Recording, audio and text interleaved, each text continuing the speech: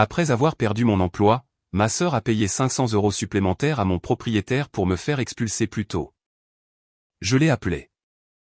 Elle a ri, maman et papa m'ont dit de le faire. C'est l'amour vache. Papa a dit calmement, je t'aime. Tu dois toucher le fond pour changer. Maman a ajouté, quelques nuits dans la rue te motiveront. Je n'ai rien dit. J'ai raccroché.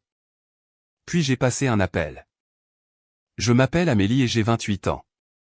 J'ai été licencié un mardi. Une réunion sobre, professionnelle, le genre de réunion où l'on vous remercie pour vos contributions et où l'on fait glisser une enveloppe d'indemnité sur la table comme si c'était censé amortir la chute.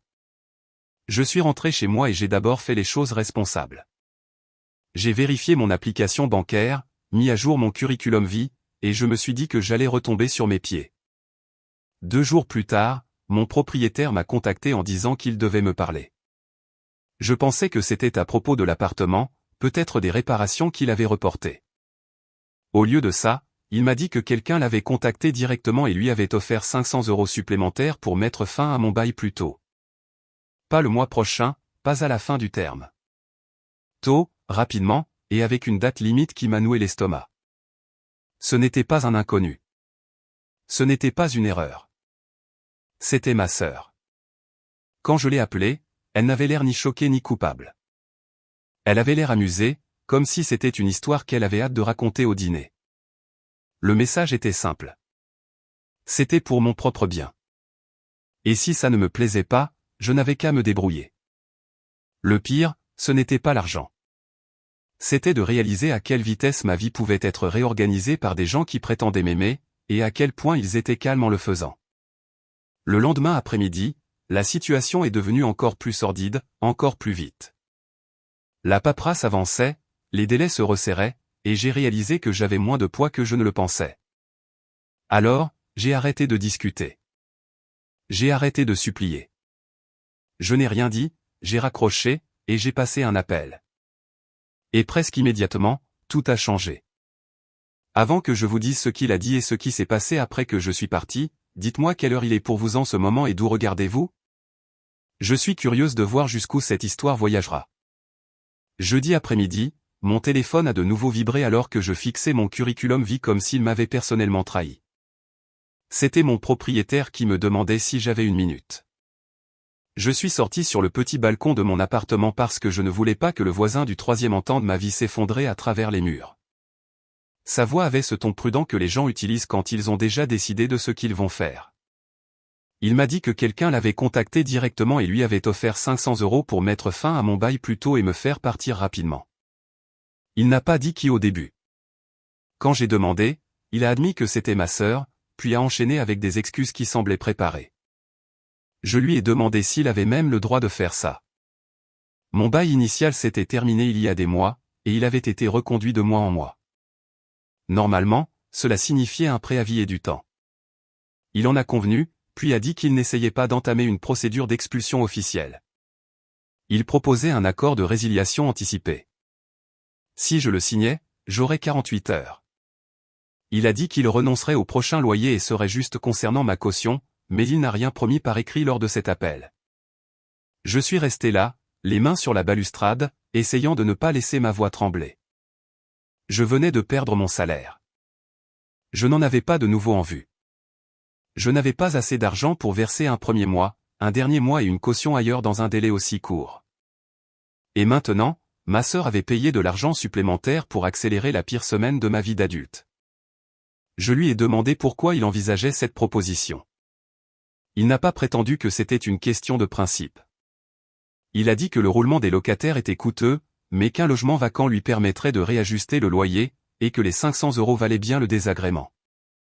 Il a répété qu'il se sentait mal à l'aise, ce qui était sa façon de rester confortable tout en prenant l'argent. Quand nous avons raccroché, je ne suis pas rentré tout de suite. Je suis resté dehors jusqu'à ce que l'air me pique la peau, parce que bouger, c'était comme admettre que c'était réel. Puis j'ai appelé ma sœur. Je n'ai pas commencé par un discours. J'ai posé une seule question, l'as-tu payé pour faire ça? Elle ne l'a pas nié.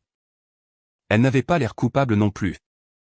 Elle parlait comme si elle me rendait service, comme si c'était le coup de pouce dont j'avais besoin.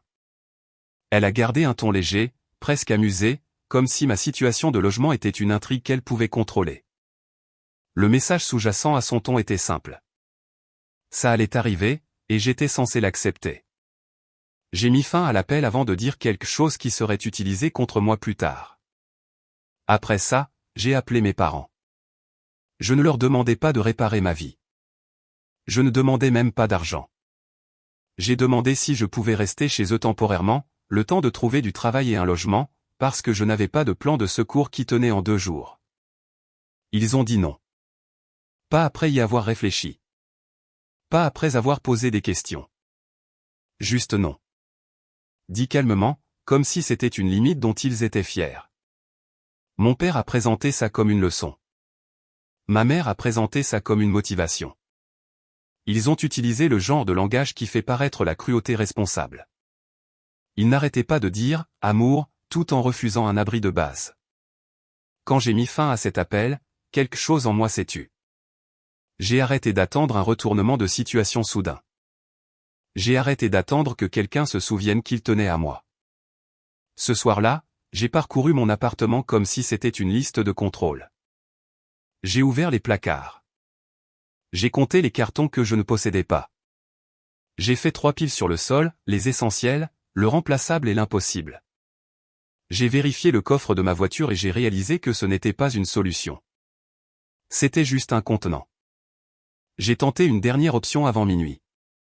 J'ai envoyé un texto à un ami à qui je n'avais pas parlé depuis un moment, quelqu'un qui m'avait dit un jour que je pourrais venir chez lui si jamais j'en avais besoin. Le message a été lu. Aucune réponse. J'ai fixé l'écran jusqu'à ce que mes yeux me fassent mal, puis j'ai posé le téléphone et je me suis dit que je ne m'en dirais pas 2 fois en une journée. Vers 1h du matin, mon propriétaire a envoyé un texto de suivi demandant ma réponse pour le lendemain après-midi afin qu'il puisse s'organiser en conséquence. Ce n'était pas une menace sur le papier, mais ce n'était pas amical non plus. C'était le genre de message qui vous rappelle qui a les clés. J'ai posé mon téléphone face contre le comptoir et j'ai commencé à faire un sac. Non pas parce que j'étais d'accord avec ce qui se passait, mais parce que je comprenais enfin la réalité de ma situation.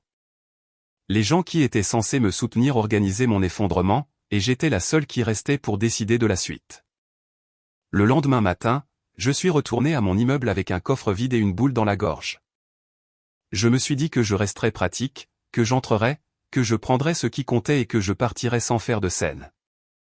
Le parking avait l'air normal depuis la rue, le genre d'endroit où rien de dramatique ne semble jamais se produire. Mais au moment où je suis entré dans le couloir, j'ai su que j'étais déjà en retard dans ma propre vie. Ma clé ne fonctionnait pas. J'ai essayé 2 fois, puis une fois de plus lentement, comme si cela allait changer le résultat. La serrure avait été changée. Je suis resté là 1 seconde, à regarder la poignée de porte comme si elle appartenait à un étranger. Mon nom était toujours sur la boîte aux lettres. La porte n'était simplement plus la mienne.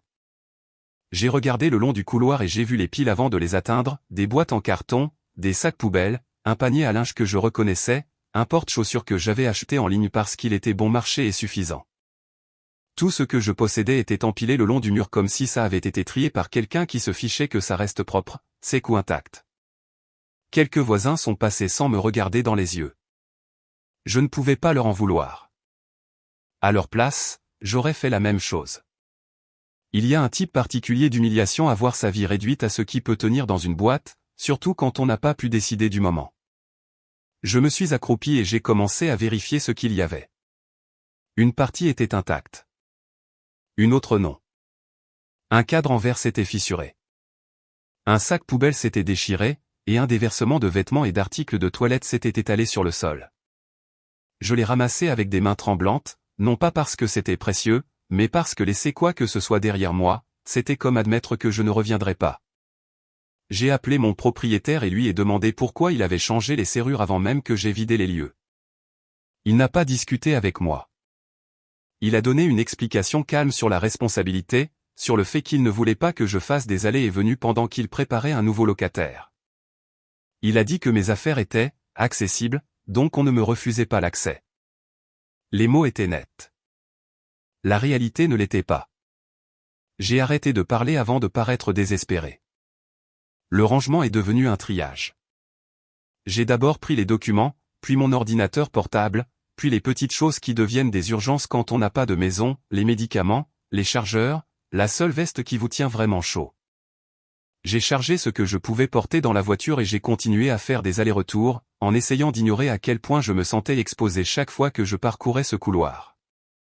À un moment donné, j'ai réalisé que je prenais des décisions en fonction du poids plutôt que de la valeur.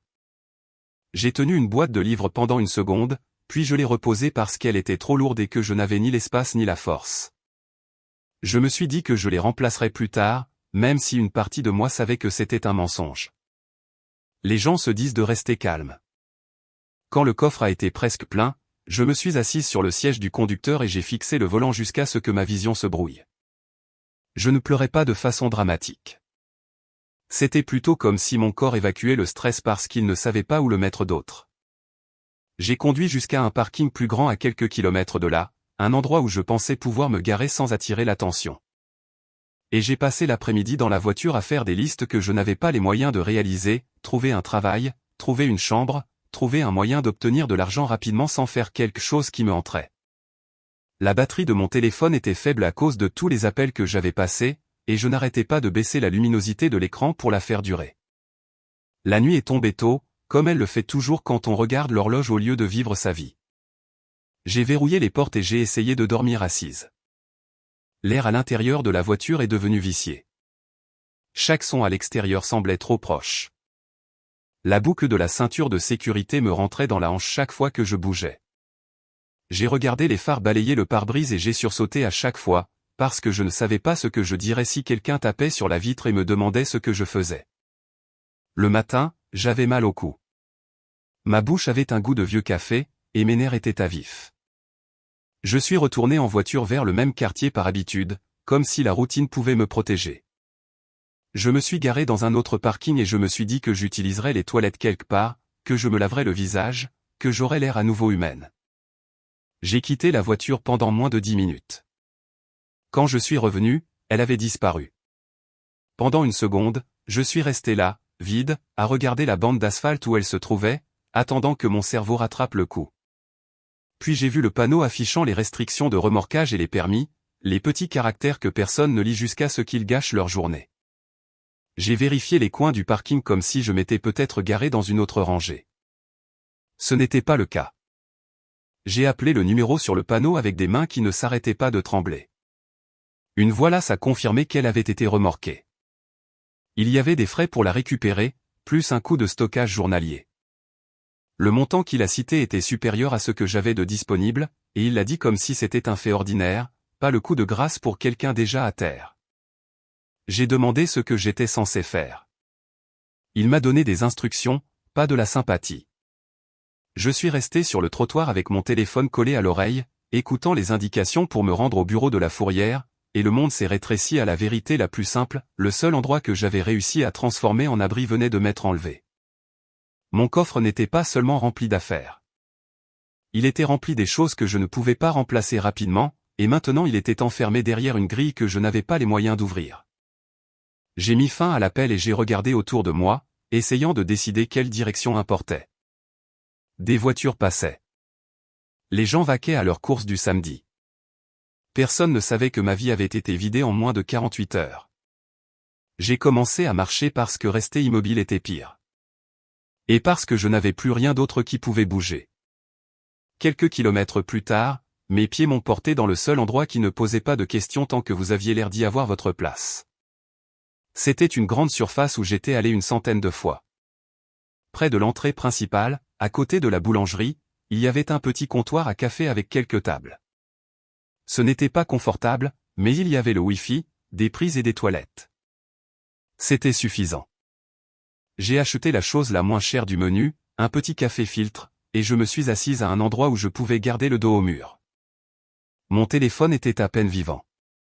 Je l'ai branché et j'ai regardé la batterie remonter lentement, essayant d'ignorer le fait que ma voiture, mes vêtements et la plupart de ma vie se trouvaient derrière une grille verrouillée que je ne pouvais pas me permettre d'ouvrir. Autour de moi, les gens se déplaçaient avec détermination. Un caissier a appelé du renfort aux caisses. Quelqu'un a ri près du rayon des fleurs. La normalité de la situation me faisait me sentir encore plus déplacé, comme si ma semaine avait déraillé et que tout le monde suivait encore les rails. Quand mon téléphone a eu assez de charge, j'ai vérifié à nouveau mon compte. Le chiffre n'avait pas changé. J'ai refait le calcul quand même, parce que la panique adore la répétition. Puis une notification du groupe de discussion familiale est apparue. J'ai appuyé dessus sans réfléchir. Des photos se sont chargées, des projets, une escapade de week-end, une photo dans le hall d'un hôtel, le choix d'un restaurant. Le genre de bavardage qui dit que tout le monde va bien et s'attend à ce que vous alliez bien aussi. J'ai fait défiler jusqu'à ce que mon pouce s'engourdisse. Personne n'a demandé où je dormais. Personne n'a demandé si j'avais mangé. Personne n'a rien demandé. J'ai posé le téléphone et j'ai fixé la tasse de café comme si elle pouvait me donner une réponse. Ce que je ressentais n'était pas de la tristesse. C'était de la clarté. Ils n'avaient pas seulement refusé d'aider. Ils avaient décidé que mon inconfort était utile. J'ai ouvert mon application de notes et je me suis forcé à passer en mode résolution de problèmes, abri, transport, revenus, paperasse. Le dernier mot semblait étrange à l'écran, mais il ne quittait pas mon esprit parce qu'il y avait un fait que ma famille traitait comme s'il n'existait pas. Ma grand-mère avait possédé la maison où vivaient mes parents. Quand elle est tombée malade, c'est moi qui venais régulièrement, pas avec de grands gestes, juste avec du temps. Je la conduisais à ses rendez-vous. Je récupérais ses ordonnances. Je m'asseyais avec elle quand la maison semblait trop silencieuse. Le reste de la famille était occupé. Et j'ai comblé le vide parce que quelqu'un devait le faire. Après son décès, sa succession a été gérée par un notaire. Je savais ce que disait son testament. Je savais ce que mon nom signifiait sur ces documents. Je savais aussi que mes parents vivaient confortablement dans cette maison depuis des années, comme si elle avait toujours été la leur. J'étais restée silencieuse parce que je me disais que c'était la chose décente à faire. Je ne voulais pas transformer le deuil en dispute. Je ne voulais pas être la personne qui parlait de propriété à table. Alors, j'ai laissé le silence s'installer, et j'ai payé ce qui devait être payé, en pensant que la reconnaissance finirait par arriver. Assise dans ce coin café de grande surface, j'ai finalement admis l'évidence, le silence ne vous vaut pas le respect des gens qui se sentent en droit de tout avoir. Il ne fait que leur laisser le champ libre. J'ai trouvé les coordonnées du notaire et je les ai fixées jusqu'à ce que mon pouls ralentisse. Il s'appelait Maître Dubois. Je ne l'avais pas appelé depuis des années. L'appeler maintenant signifiait que j'avais fini de prétendre que ma famille me traiterait équitablement d'elle-même. Je suis sorti près du retour des chariots pour ne pas être entouré de clients. L'air sentait le trottoir mouillé. J'ai appuyé sur appeler. Quand Maître Dubois a répondu, je me suis identifié et je suis resté concise. Je lui ai dit que j'avais perdu mon travail. Je lui ai dit que mon bail avait été poussé vers une résiliation anticipée avec 500 €. Je lui ai dit qu'on m'avait enfermé dehors avant que je puisse finir de faire mes cartons. Je lui ai dit que ma voiture avait été remorquée avec mes affaires à l'intérieur. Puis je lui ai posé une seule question, que puis-je faire? Et à quelle vitesse cela peut-il commencer? Il a posé quelques questions de clarification, de manière stable et pratique, comme s'il était déjà en train de trier mon désordre en étapes. Puis il a confirmé ce que j'avais besoin d'entendre. La maison était à moi. Elle était à moi depuis la clôture de la succession. Mes parents étaient là parce que je le permettais, non parce qu'ils avaient un quelconque droit légal. Il a décrit le processus en termes simples, notification et délai. Rien de dramatique, juste de la paperasse qui avance quand elle est déposée correctement. Il ne m'a pas poussé. Il n'a pas prêché. Il a simplement rendu les options réelles. J'ai écouté, et la culpabilité que je portais a finalement commencé à ressembler moins à de l'amour et plus à du conditionnement. Je lui ai dit de commencer. Un peu plus tard, mon téléphone s'est transformé en sirène. Ma sœur a appelé d'abord, puis encore, et encore. Le genre de persistance qui n'est pas de l'inquiétude, c'est de la panique. Après, ce fut mon père, puis ma mère, puis tous dans des ordres différents, comme si la rotation finirait par me faire décrocher. J'ai laissé les appels sans réponse et j'ai regardé l'écran s'allumer et s'éteindre. Maître Dubois a envoyé un court message confirmant qu'il avait préparé le premier avis et qu'il le ferait signifier correctement. Pas de drame, juste une prochaine étape claire. Je suis resté au café de la grande surface parce que c'était fonctionnel, Wi-Fi, une prise, des toilettes, des gens qui s'occupaient de leurs affaires. J'ai acheté un autre petit café et j'ai gardé les yeux sur les vitrines. Une voiture s'est garée et s'est arrêtée. Puis une autre, puis une troisième. J'ai reconnu la façon dont ils se garaient trop près de l'entrée, comme s'ils essayaient de raccourcir la marche et d'élargir l'impact. Ils sont entrés ensemble et ont balayé du regard la zone des sièges comme s'ils cherchaient la preuve que j'existais encore. Mon père m'a repéré et s'est avancé le premier. Ma mère a suivi, déjà secouée. Ma sœur est arrivée la dernière, les épaules raides, le visage tendu. Pas du tout la personne qui avait semblé amusée au téléphone. Je ne me suis pas levé. Je suis resté où j'étais et je les ai laissés envahir la table. Ils ont commencé à parler les uns par-dessus les autres, essayant de forcer une conversation à prendre la forme qu'ils voulaient. Le ton de mon père était contrôlé mais sec. Ma mère avait l'air d'essayer de pleurer en silence. Ma sœur n'arrêtait pas de regarder mon téléphone comme si c'était l'arme qu'elle ne pouvait pas m'enlever. J'ai attendu qu'il y ait une pause et j'ai posé une question, comment m'avez-vous trouvé? Personne n'a répondu clairement. Ils n'en avaient pas besoin. Ils avaient appelé sans arrêt. Et quand je n'ai pas répondu, ils sont allés chercher aux endroits où j'allais quand j'avais besoin de Wi-Fi et d'espace. Ce n'était pas de l'amour. C'était une tentative de maîtrise. Mon père a finalement demandé ce que j'avais fait. Ses mains tremblaient, et il détestait que je puisse le voir. Je leur ai dit que j'avais parlé à Maître Dubois de la succession de ma grand-mère. Cette phrase a atterri comme un poids. Mon père est devenu immobile. Ma mère a cligné des yeux fortement comme si elle essayait de rembobiner. L'assurance de ma sœur s'est effondrée pour laisser place au calcul. Mon père a essayé de déplacer la discussion à l'extérieur, quelque part de privé. J'ai dit non.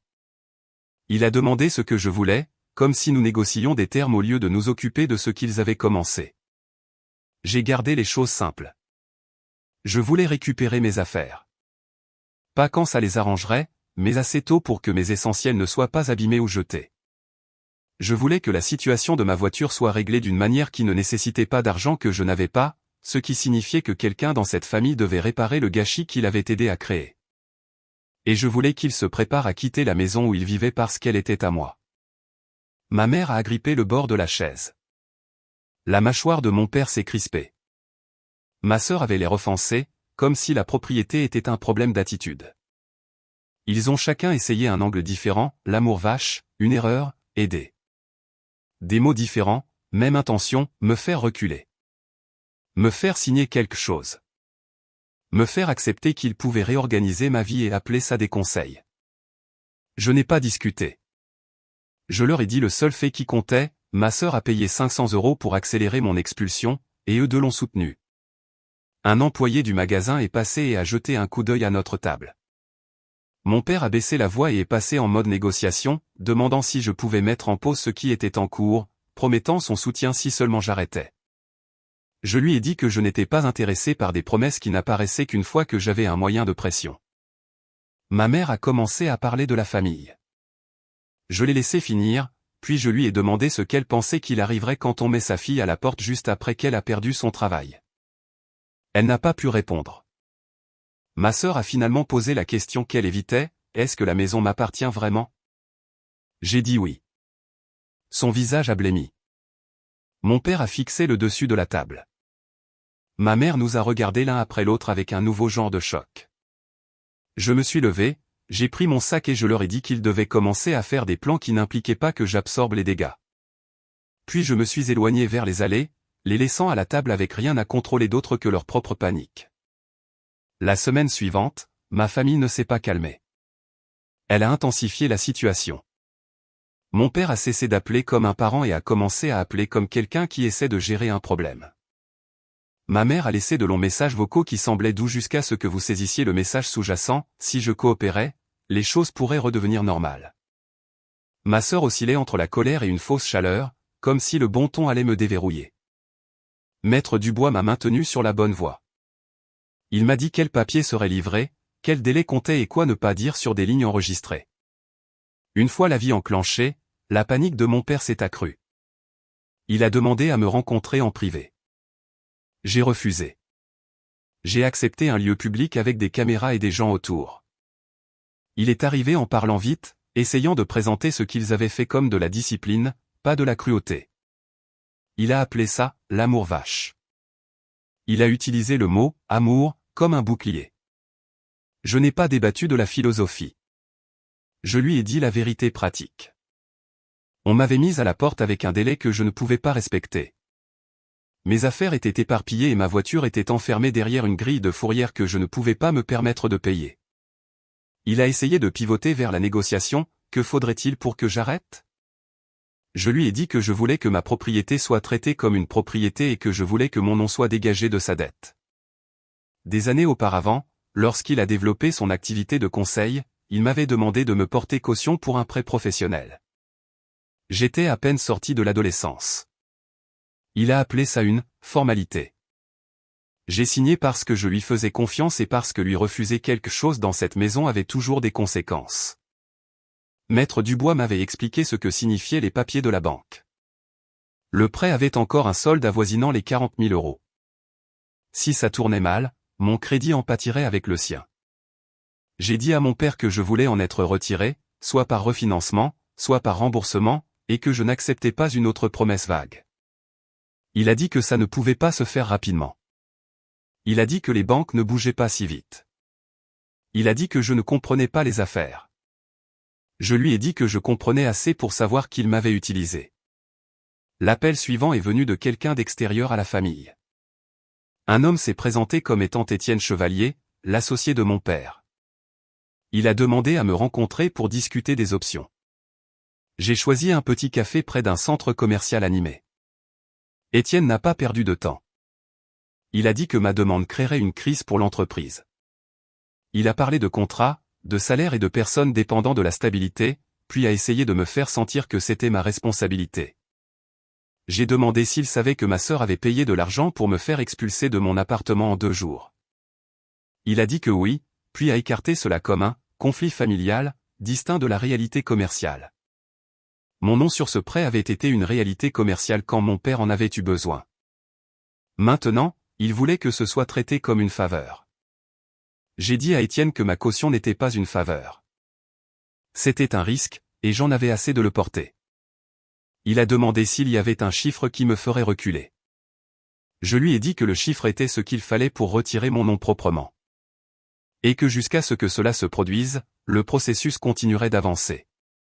Il est parti l'air irrité, comme si j'avais échoué à un test que je n'avais pas accepté de passer. Ma mère a essayé ensuite. Elle a demandé à me rencontrer, et j'ai choisi un café bondé à l'intérieur d'une grande surface parce que c'était familier et public. Elle est arrivée avec les yeux gonflés et une voix prudente. Elle s'est excusée sans vraiment assumer quoi que ce soit. Elle a dit qu'ils avaient eu peur pour moi. Elle a dit qu'ils n'avaient jamais pensé que ça irait aussi loin. Je lui ai demandé ce qu'elle pensait qu'une résiliation anticipée et un changement de serrure feraient. Elle a proposé un marché. Si j'abandonnais la vie, il m'aiderait à chercher un emploi, me mettrait en contact avec de meilleures opportunités et me soutiendrait pendant que je me remettais sur pied. Ça semblait généreux jusqu'à ce que vous entendiez la condition, renoncer d'abord à mon moyen de pression, puis accepter à nouveau leur contrôle. Je lui ai dit que je n'étais pas un projet. Elle m'a accusé de punir toute la famille et m'a averti que je brisais quelque chose qui ne pourrait pas être réparé. Elle s'attendait à ce que cela me fasse peur et me pousse à obéir, et ça a presque marché. Non pas parce que je voulais qu'ils reviennent, mais parce que j'ai enfin compris ce qu'ils appréciaient. Ils appréciaient la version de moi qui restait silencieuse. Après cela, ma sœur a commencé à envoyer des messages qui réécrivaient l'histoire, se présentant comme la personne raisonnable. Je n'ai répondu à rien de tout ça. Vers la fin de cette période, les textos de mon père sont devenus frénétiques. Il a écrit sur la banque, un examen et des problèmes de paperasse liés à la maison, comme si le sol se dérobait sous ses pieds et que j'étais censé le stabiliser. J'ai lu les messages, j'ai posé le téléphone et j'ai laissé les conséquences suivre leur cours, exactement comme elles avaient été engagées. Quelques jours plus tard, le calendrier a cessé de sembler théorique. La vie a fait ce que font les avis, il a mis une date limite au déni. Maître Dubois a tout gardé propre et correctement signifié. Et mon père a appris à ses dépens que la paperasse ne s'arrête pas pour les réunions de famille. J'ai continué à avancer comme quelqu'un qui devait encore survivre. J'ai postulé à des emplois depuis les ordinateurs de la bibliothèque, j'ai gardé une voix stable lors des entretiens et j'ai essayé de ne pas penser au fait que la plupart de mes vêtements étaient toujours enfermés dans ma voiture à la fourrière. Maître Dubois a envoyé une demande formelle à la fourrière, demandant un bref sursis sur tout calendrier de vente aux enchères pendant que j'organisais la récupération. Ce n'était pas garanti, mais ça achetait du temps. Étienne a rappelé vers la fin du mois. Il n'a pas essayé de me faire la morale sur la loyauté cette fois. Il a dit que la banque était devenue nerveuse une fois que la demande de prêt a touché leur système, et que leurs plus gros clients posaient des questions. Il voulait un règlement qui retirerait rapidement mon nom du prêt professionnel. Maître Dubois a négocié directement. Je ne me suis assise en face de personne pour échanger des sentiments. L'offre qui est arrivée par écrit était de 30 000 € en guise de règlement pour libérer ma part de l'obligation de caution et retirer mon nom du prêt à l'avenir. C'était clair, immédiat et exécutoire. J'ai accepté. Quand l'argent est arrivé sur mon compte, je n'ai pas célébré. Je suis allé directement à la fourrière, j'ai payé les frais et j'ai récupéré ma voiture avant qu'elle ne puisse devenir une autre perte permanente. J'ai ouvert le coffre et j'ai touché mes propres affaires comme si elles étaient la preuve que je n'avais pas imaginé les 2 dernières semaines. Ensuite, j'ai remboursé les petits dommages financiers qui s'étaient accumulés pendant le chaos et j'ai mis de côté une partie comme fonds d'urgence parce que je ne voulais plus jamais être aussi exposé. Mes parents ont déménagé à la date limite. Il n'y a pas eu d'adieu sincère. Il n'y a pas eu de moment où tout le monde a soudainement compris. Ils ont fait leur carton, ils ont chargé un camion et ils sont partis pour un appartement qu'ils pouvaient se permettre. L'entreprise de mon père ne s'est pas effondrée du jour au lendemain, mais elle a subi de véritables coups, une trésorerie tendue, des clients ébranlés et le genre de stress qui ne disparaît pas juste parce qu'on le souhaite. Ma sœur a aussi subi des coups, mais d'une manière différente. Ces 500 € qu'elle avait jetés à mon propriétaire n'étaient pas de l'argent de poche. Ils avaient été mis sur une carte de crédit. Et une fois que l'argent de la famille s'est resserré, son idée amusante s'est transformée en véritable paiement qu'elle ne pouvait pas esquiver. Elle a essayé de me blâmer pour les retombées, mais les reproches ne font pas baisser un taux d'intérêt ni ne réparent une relation que l'on a incendiée pour s'amuser. Ma mère a essayé une dernière fois de me ramener à l'ancien schéma. Elle a demandé ce qui arrangerait les choses. Je lui ai donné la réponse honnête, rien ne pouvait nous ramener là où nous étions, car la version de la famille qu'il voulait exigeait que j'accepte d'être maltraité sans conséquence. C'était terminé. J'ai changé les serrures le premier jour où la maison a été vide, j'ai mis en place une réexpédition de courrier, j'ai installé des caméras aux portes et j'ai fait le nécessaire pour protéger mes informations bancaires. Non pas parce que j'étais paranoïaque, mais parce que j'avais appris à quoi ressemble le sentiment de droit quand il devient désespéré. Mon père a envoyé un texto plus tard dans la nuit, énumérant à quel point les choses étaient difficiles pour eux, comme si la difficulté était un coupon qui effaçait ce qu'ils avaient fait. Je l'ai lu une fois et je n'ai pas répondu. J'ai bloqué les numéros un par un, y compris celui de ma sœur. J'ai dit à Maître Dubois que tout contact futur passerait par son cabinet. Une semaine plus tard, j'ai commencé un nouveau travail. Ce n'était pas un miracle. C'était la stabilité. J'ai acheté des meubles de base, j'ai remplacé ce qui était endommagé et j'ai gardé un budget serré. La maison semblait silencieuse, mais elle semblait aussi sûre, et cela importait plus que la nostalgie. Voici ce que j'ai retiré de tout ça, et ce que j'espère que vous en retirez aussi. Les gens vous traiteront d'égoïste dès l'instant où vous cesserez d'être arrangeant. Ils qualifieront vos limites de cruauté lorsque ces limites bloqueront leur accès. Si quelqu'un peut vous faire du mal et s'attendre encore à votre loyauté, il ne veut pas une relation. Il veut une ligne d'approvisionnement. La famille peut être une source de force. Mais l'ADN partagé n'est pas un contrat à vie. Le respect est le contrat. Si le respect n'est pas là, vous êtes autorisé à choisir la distance, même si ça fait mal, même si les autres ne comprennent pas. Si vous êtes au milieu de quelque chose de similaire, protégez d'abord les éléments pratiques. Sachez ce qui est à votre nom. Lisez ce que vous signez. Gardez des copies. Constituez un petit fonds d'urgence si vous le pouvez, car la survie devient vite chère.